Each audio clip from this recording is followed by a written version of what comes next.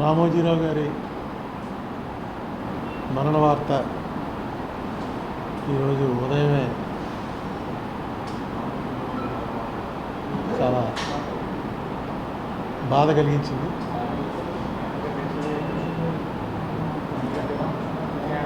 అయితే మన శాస్త్రాల ప్రకారం జాతస్య హి ధ్రువో మృత్యు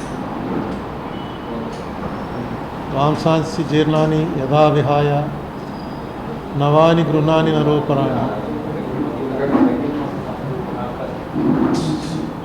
ఏ రకంగా అయితే జీర్ణ వస్త్రాలని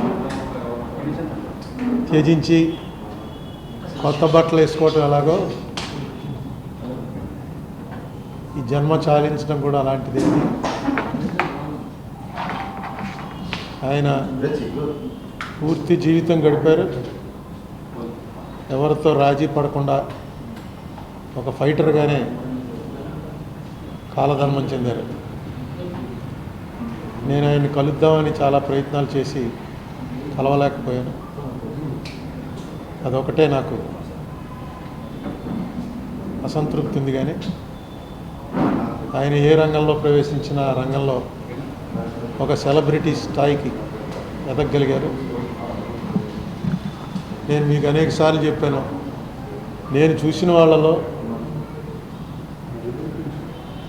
సింగిల్ మోస్ట్ ఇన్ఫ్లుయెన్స్డ్ పర్సన్ ఈ భారతదేశంలో ఒక వ్యక్తి, అంత పలుకుబడి కలిగినటువంటి వ్యక్తిని నేను మరొకరిని చూడలేదు.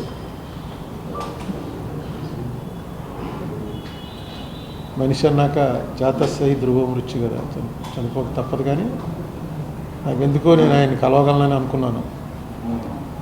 అయితే ఆయనకి అనేక మంది చేత కబురు పెట్టినా నన్ను ఒకసారి ఎందుకో కుదరలేదు. ఎనీవే, వారి కుటుంబానికి నా ప్రగాఢ సానుభూతి,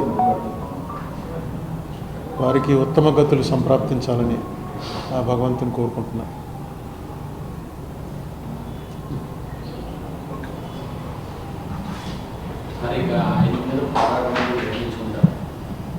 ఆయన లేకపోతే ఆయన మీద పోరాటం. ఈ ప్రశ్నలకి ఇది సమయం కాదు, మనం మళ్ళీ మాట్లాడుకుందాం. Thank